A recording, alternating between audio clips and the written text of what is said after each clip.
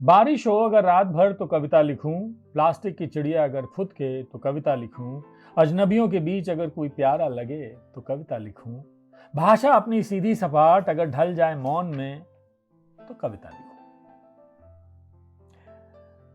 कितना आसान है ना कविता लिखना, ऐसा लगेगा, लेकिन ये कवि है जो उसको आसान बनाता है। मैं जो कविता मैंने आपको सुनाई कि तो कविता लगूं, ये थमी हुई बारिश में दोपहर नाम का कविता संग्रह है सविता भार्गव जी का।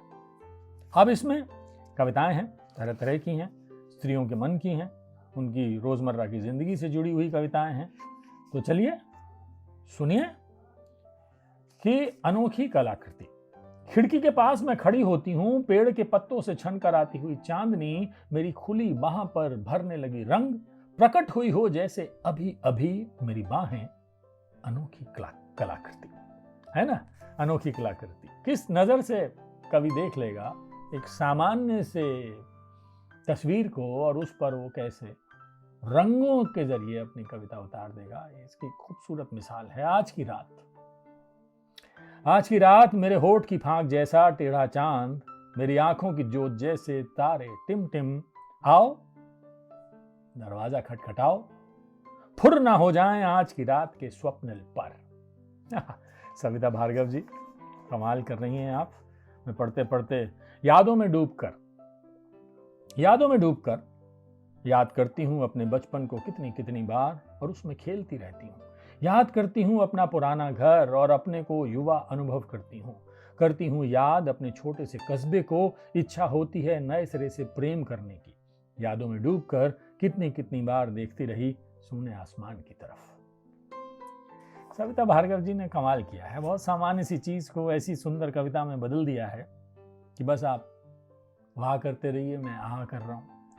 कैसी औरत हूं, एक आ गया था, एक का फोन आ गया कि आने वाला है। पहले को मैंने कहा कि वो आने वाला है, जवाब था आने दो। मैं जानती थी दोनों लड़ेंगे, वही हुआ। दूसरा कुछ बड़बड़ाते हुए चला गया। उसके चले जाने के बाद पहले ने सर पकड़ कर कहा कैसा आदमी है। कुछ देर बाद दूसरे का फोन आया, कैसा आदमी है। मैं समझ गई दोनों के कहने का था मतलब तुम कैसी औरत हो।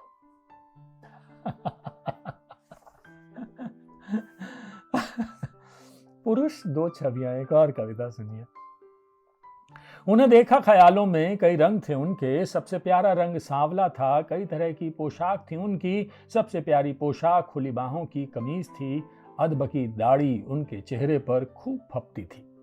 सबसे अच्छी बात थी उनकी आंखों में प्यार पाने की जबरदस्त लालसा थी कि अब या तब में मुझे बाहों में भरकर आकाश में आरोहण करने लगेंगे।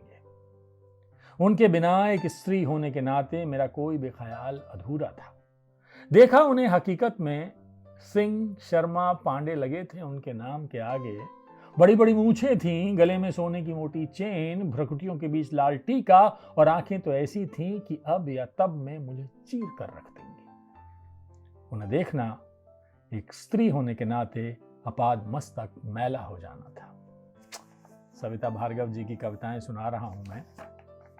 देखिए स्त्री के मन की कैसी कैसी बातें हैं इसमें। स्टाफ रूम की औरतें, कोई चुप बैठी होती है, कोई बोले जा रही होती है, कोई किताब पकड़ी होती है, कोई बैठी होती है टिफिन खोले। स्टाफ रूम में मुझे मजा आता है रेलवे प्लेटफॉर्म पर बैठने जैसा। अगर स्टाफ रूम तक पहुंचती कोई रेलगाड़ी, सभी औरतें दौड़कर बैठ जाती, उसमें पसर जाता पूरे भवन में सन्नाटा, कब्रिस्तान जैसा। वैसे भी जबरन जैसे बैठाया जाता है यहां, कहा जा सकता है इसे जिंदों का कब्रिस्तान। चलिए एक आखिरी कविता सुना देता हूं मैं। किसके लिए। रात है, सड़क एकदम है सुनसान, मैं जाग रही हूं किसके लिए।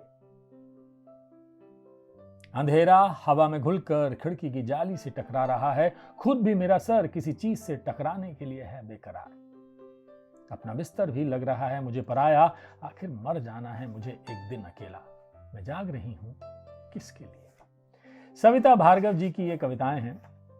अब कविता मैं बंद करने वाला था लेकिन आगे आ गया शीर्षक प्यार में। अब तो मैं रुक नहीं सकता कि प्यार में नदी बन जाती हूं, समेटती हूं बाढ़ का पानी और समुद्र के हवाले कर देती हूं। प्यार में नदी बन जाती हूं, समेटती हूं बाढ़ का पानी और समुद्र के हवाले कर देती हूं। प्यार में सूख जाती हूँ एक दिन, गुदगुदाती रहती हूँ रेत के नीचे बरसात आने तक। इसी में दूसरी कविता है, प्यार में फूल बन जाती हूँ, महक बिखेरती भंवरों को देती हूँ मकरंद का आनंद, प्यार में एक दिन सूख कर झड़ जाती हूँ, समाकर पृथ्वी के मौन में अदृश्य खिलती रहती हूँ।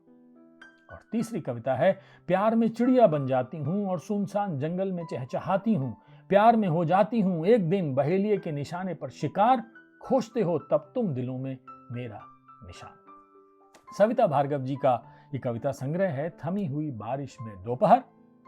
राजकमल पेपरबैक से आया है, 199 रुपए का है। आप पढ़िए, कविताओं का आनंद लीजिए, जीवन को खुशगवार बनाइए, क्योंकि हमें और आपको करना है